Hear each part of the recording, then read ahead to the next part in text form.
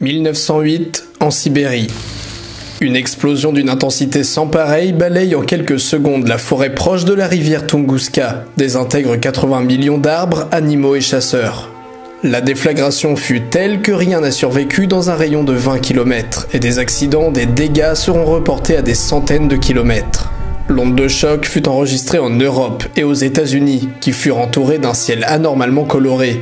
Un vortex de poussière et de cendres habille les pays voisins, et même en Espagne, il faisait jour la nuit.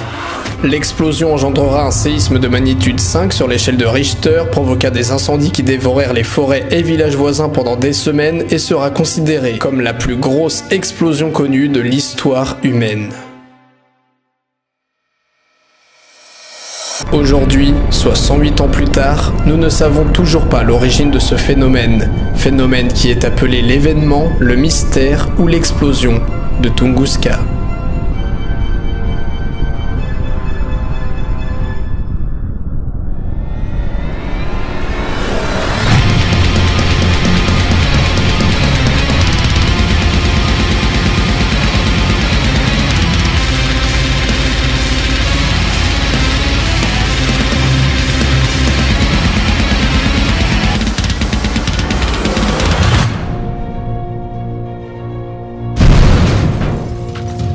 Yo les complotistes! Et ouais, j'ai deux mains, c'est bien de l'avoir remarqué, je vous expliquerai tout, du pourquoi, du comment, à la fin de cette vidéo. Allez, perds pas de temps, commencez l'épisode! Ouais, je travaille pour les chats maintenant, et ils peuvent parler avec moi par télépathie. Au fait, je me suis dit que ça serait cool que cet épisode soit un 15 théories, comme j'avais pu le faire pour le Triangle des Bermudes ou pour Stonehenge.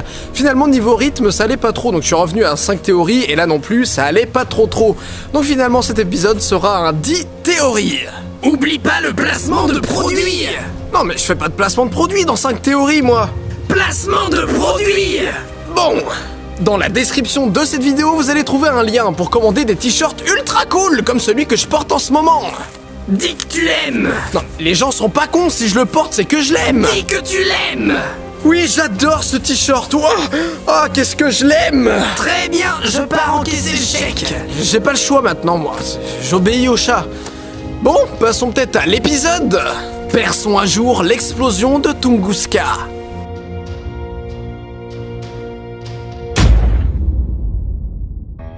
C'est la première théorie proposée à l'époque, la rencontre avec un objet spatial. Il est commun que de petites météorites s'écrasent sur notre planète, alors pourquoi pas une météorite bien plus imposante? Celle-ci aurait pu effectivement provoquer tous les dégâts causés par l'événement. Des témoins dans les alentours confirment aussi cette hypothèse, ils auraient vu une géante boule lumineuse dans le ciel descendre à toute vitesse. Enfin, je dis ça, vous allez très vite vous en apercevoir, tous les témoignages de Tunguska sont plutôt incohérents entre eux. Les premières expéditions russes se font donc mai en 1927, presque 20 ans après la chute de la météorite. Quand ils trouvent finalement le lieu dans ces vastes terrains de la Sibérie, ils en déduisent l'épicentre de l'explosion et découvrent qu'il n'y a aucun cratère. Il existe des tas de cratères de météorites sur Terre, mais Tunguska semble ne pas correspondre à ce modèle.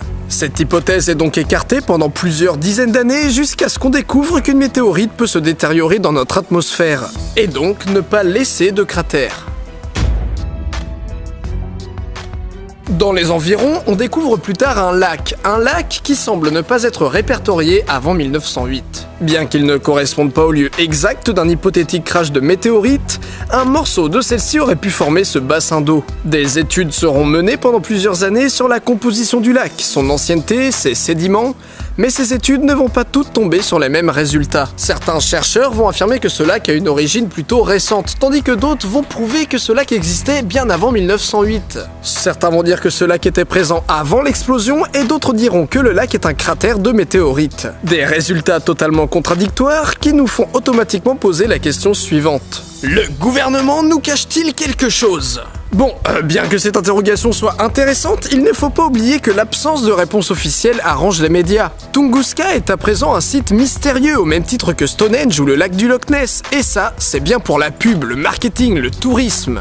La faute peut donc être celle du gouvernement, oui, celle de scientifiques incompétents, ou encore celle des médias.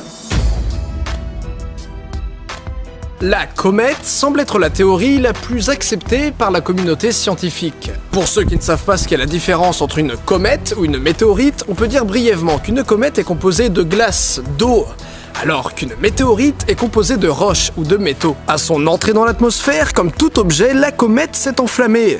Elle aurait donc explosé à Tunguska, ce qui expliquerait les ciels colorés pendant plusieurs semaines. En effet, une quantité incroyable de vapeur d'eau a habillé notre ciel et lui a donné ses couleurs anormales. Des couleurs anormales comparables au ciel plusieurs jours après le décollage d'une fusée. La découverte dans la résine d'arbres de restes de poussière cosmique formant la queue de la comète pourrait confirmer cette hypothèse. De plus, vu qu'une comète est essentiellement composée de glace, eh bien ça explique pourquoi il n'y a aucun cratère. Mais finalement, divers petits cratères seront découverts dans la zone. Était-ce alors une météorite? Il semblerait qu'il y ait finalement autant de preuves pour que l'explosion soit due à une météorite qu'à une comète. Et si c'était finalement autre chose? Élargissons alors notre vision des choses et intéressons-nous à d'autres théories. Ogdi, c'est le nom du dieu du feu chez les Evenks. Les Evenks, c'est un des peuples Tongouz de Sibérie. Plusieurs mois avant l'accident de Tunguska, les Evenks commençaient à s'éloigner du lieu. Des rumeurs, des prophéties et signes propres à leur culture semblent présager la colère de leur dieu du feu. De plus, des chamans de tribus rivales auraient lancé une malédiction sur ce lieu maudit.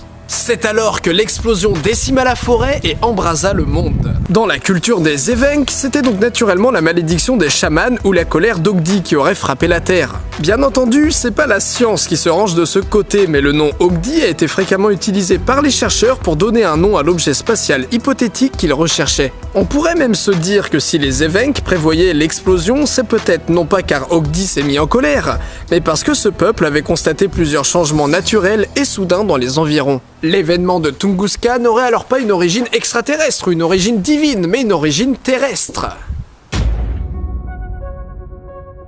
Je vais placer dans cette partie toutes les causes naturelles terrestres. Mais alors pourquoi ne pas faire une partie sur chacune d'entre elles? Eh bien parce que ces théories n'ont finalement pas abouti sur des résultats très concluants, mais j'avais envie d'en parler quand même. Wolfgang Kundt imagina que 10 millions de tonnes de méthane se seraient échappées de conduits volcaniques et se seraient embrasées. Anthony Lawton, quant à lui, suggérait que ce serait une boule de foudre d'1 kilomètre de diamètre qui serait à l'origine de cet événement. Pendant des siècles, les témoignages de boules de foudre n'étaient pas vraiment pris au sérieux, mais aujourd'hui, on sait qu'elles existent. Les boules de foudre se forment lors d'intenses orages, mais leur origine est encore aujourd'hui un mystère. 5 théories sur les boules de foudre, bientôt sur YouTube. Ah, la vérité éclate. Oh mon Dieu! Non!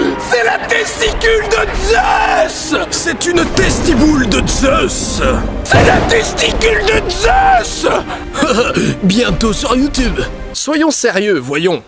Certains des témoignages de Tunguska font eux aussi part de bruits de foudre pendant l'explosion. Andreï Olkovatov a cependant écrit que l'événement de Tunguska était un événement géophysique qui était associé au processus de la tectonique des plaques. Ce serait alors un puissant tremblement de terre dans lequel les pressions énormes causèrent les effets atmosphériques enregistrés.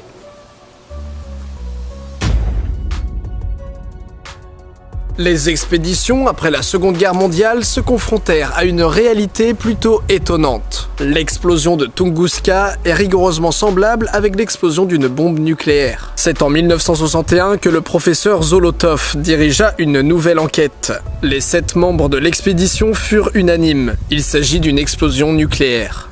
Mais alors quoi? Ces études se sont confrontées à un mur? Le gouvernement les a fait taire? Mais pourquoi le gouvernement ferait taire ces scientifiques? Eh bien parce que l'explosion de Tunguska s'est produite en 1908. La bombe atomique ne sera créée que 35 ans plus tard. Mais qu'est-ce que ça suggère, ça? Que l'humanité possédait déjà des bombes nucléaires à cette époque? Ou alors c'était des tests de prototypes, ce qui expliquerait pourquoi cette explosion s'est faite dans un endroit aussi reculé. Mais c'était quoi, du coup? Un test des Russes? Ou bien les Russes se sont-ils fait attaquer? Était-ce un avertissement? Un avertissement de qui? Était-ce un avertissement pour l'ensemble des terriens? Une explosion planifiée par une autre civilisation? Oh et arrête, fais pas le surpris, tu savais très bien avant de cliquer qu'on allait parler d'extraterrestres. En plus, ça faisait longtemps dans cette théorie qu'on n'avait pas parlé d'extraterrestres.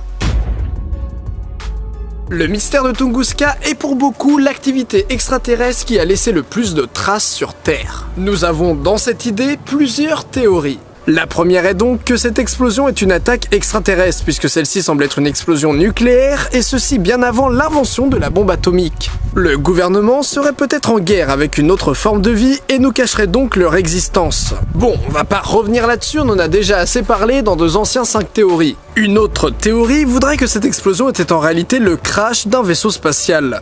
Divers témoignages font part d'un objet lumineux dans le ciel qui descend à toute vitesse, mais qui change de direction durant les dernières secondes. Rappelons aussi qu'entre l'explosion et les premières expéditions, il y a eu 20 ans de passé. 20 ans qui auraient pu permettre à l'armée de s'emparer de toutes les preuves de ce crash. Fait aussi troublant, on remarque que les plantes ayant repoussé dans le périmètre ont repoussé bien plus vite, et que certains insectes auraient subi des changements dans le cours de leur évolution. Ces deux dernières informations ont été affirmées par bon nombre de scientifiques, mais démenties par une autre partie. Donc là encore, pas moyen de savoir la vérité. Certains témoins disent aussi avoir vu plusieurs sphères lumineuses dans le ciel avant l'explosion. Étaient-ce ces lumières mystérieuses dont on avait déjà parlé lors du 5 théories sur les ovnis qui apparaissent de manière naturelle durant les séismes? Ou alors était-ce donc, comme beaucoup le suggèrent, d'autres vaisseaux spatiaux? Certains théoriciens pensent qu'il ne s'agissait pas d'un crash d'ovni, mais du décollage d'un ovni, voire de plusieurs ovnis. L'objet lumineux qui est venu s'écraser serait alors une arme russe voulant empêcher ces extraterrestres de quitter la Terre. Mais vous savez, dans le 5 théories sur les dragons, on avait dit que les ovnis pouvaient être des dragons. Et si c'était donc des dragons qui avaient incendié Tunguska? Haha, tout ça juste pour dire qu'on peut tout inventer, et que donc toutes ces histoires d'extraterrestres n'existent pas. Du moins c'est ce qu'on pourrait se dire. Alexandre Rampel enquête durant des années sur le lien entre Tunguska et la présence d'extraterrestres sur Terre.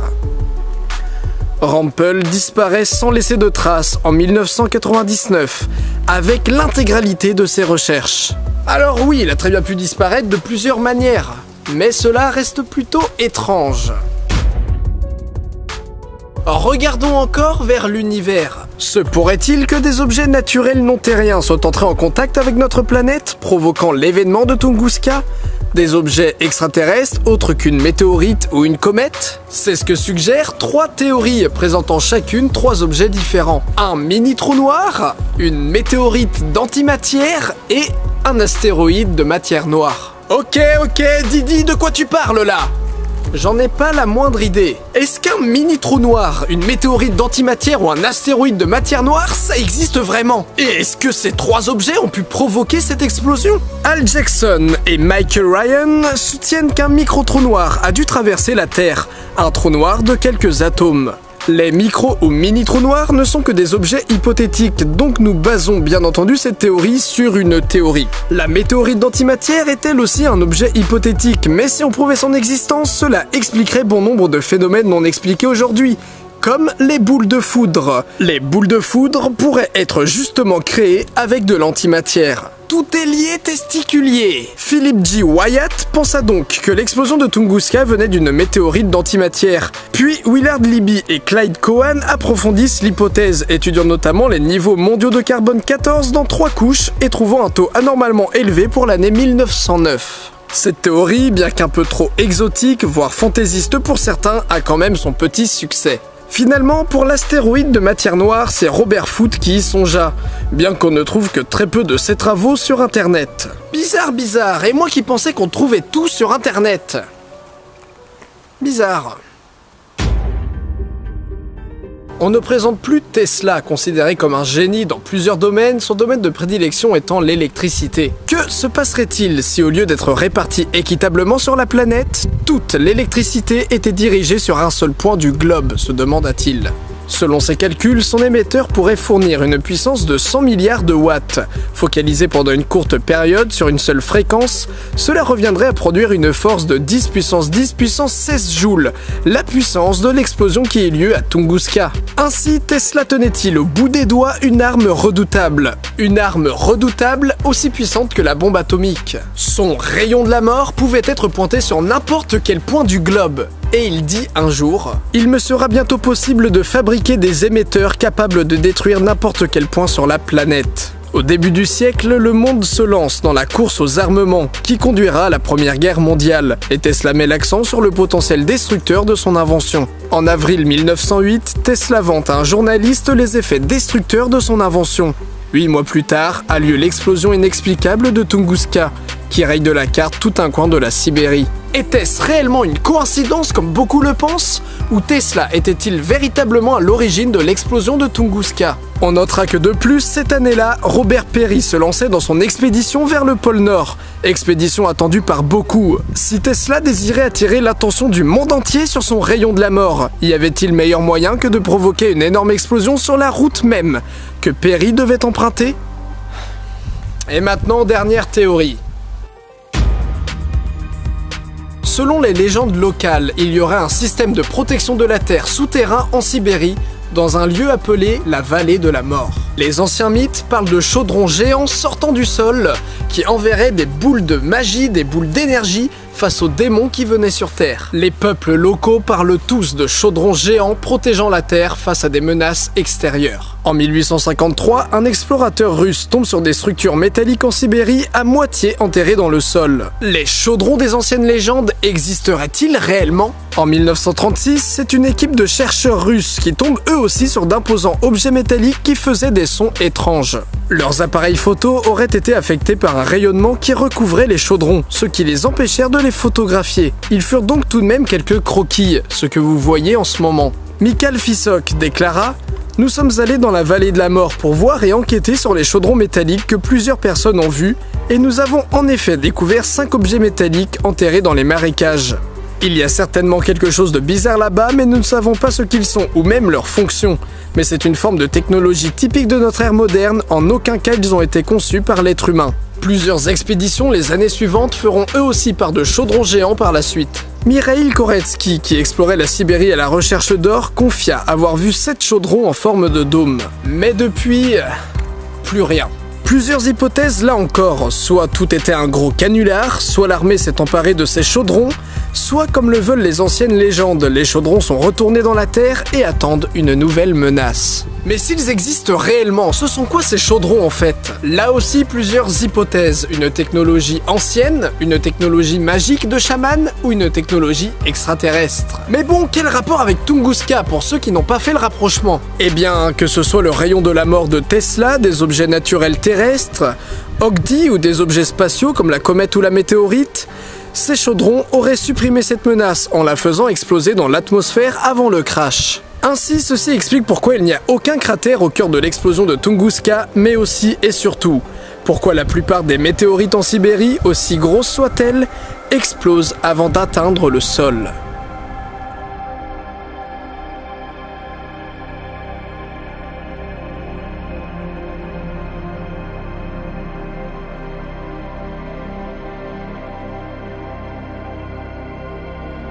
Voilà, j'espère que cet épisode vous aura plu, à vous de débattre dans les commentaires sur toutes ces théories. Merci à tous ceux qui m'aident sur Tipeee pour continuer cette émission. Merci à tous ceux qui font vivre la communauté sur Twitter, dans les commentaires ou sur Facebook. N'hésitez pas à faire un tour en description pour le t-shirt. Et d'ici là, portez-vous bien. Et à présent, pour ceux qui restent, je vous dis toute la vérité.